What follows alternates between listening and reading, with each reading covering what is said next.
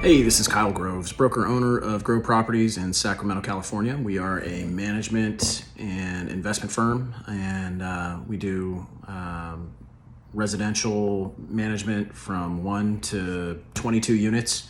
And then we also do sales and help our investors purchase as well. Today I wanted to go over a 1031 exchange scenario that we just went through a few months ago, and just talk about the 1031 exchange and the benefits of it. Some people don't know what one is, so let me go ahead and explain that. So a 1031 exchange is basically a tax-deferred sale on an investment property. So the IRS allows you to go ahead and sell a property, and then instead of incurring those capital gains on the equity that you receive from that sale, allowing you to basically transfer that equity into another property without incurring the capital gains. It's a beautiful way to preserve your asset and move it into new properties that are going to make you more money in the process. So you typically would want to use obviously a realtor who knows what they're doing. Additionally, you're going to go ahead and want to work with a company such as like an asset exchange, or there's a couple other ones out there in California that I've worked with in the past that they know what they're doing, they do a good job, and they'll take you through the process and help you not make mistakes. Anyway, let me go ahead and go through kind of this scenario and this case study that I had. We had a property that we managed in Elk Grove, California. It was a 5-bedroom, 3-bath house, about 2,300 square feet. And we sold that property for $589,000. Property was free and clear.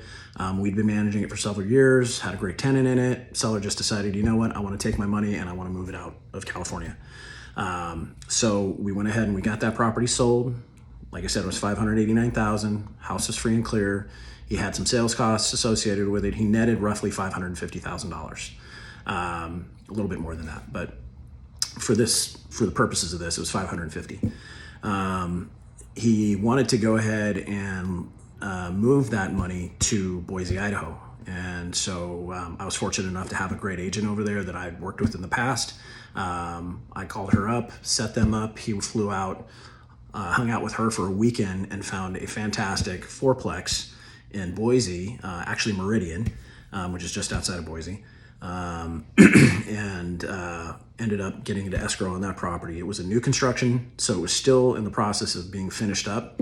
But he took his $550,000 through 1031 exchange, was able to go ahead and put that down on an $850,000 fourplex in Meridian, Idaho. And he had to take out about a $250,000 loan. He ended up putting a little bit of his own money into the deal as well.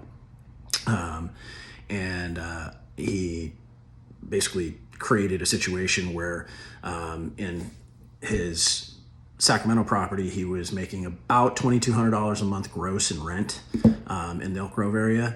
Well, he took that $550,000, put it into this property in Idaho. His loan, just the principal and interest portion of it, was $1,400.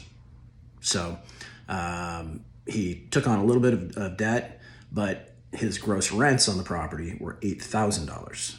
So he took $2,200 free and clear, turned it into $8,000 with a $1,400 loan on it. So, I mean, you do the math. It made a whole lot of sense for him. He was able to preserve the money from that transaction using that 1031 exchange. So if you don't know much about the 1031, I suggest, either call a professional like myself, call an asset exchange 1031 company. They can run you through the guidelines. But definitely, if you're thinking about selling something, a lot of people are. Unfortunately, in California, there's a lot of people wanting to get out and move their money into more landlord-friendly states, which we're seeing a ton of that. But it's the 1031 is absolutely the best way to do it. So if you have any questions about it, give us a holler. If you are managing property yourself in Sacramento, California, let us know. It's, obviously it's kind of a rough time in California to manage property, but we do a good job getting through all of the the minutia that we have to between COVID and rent control and everything else that we were dealing with here. That's what you hire us for. And so if you have any questions, give us a holler. But thanks for watching, and let us know if we can answer any questions. Take care.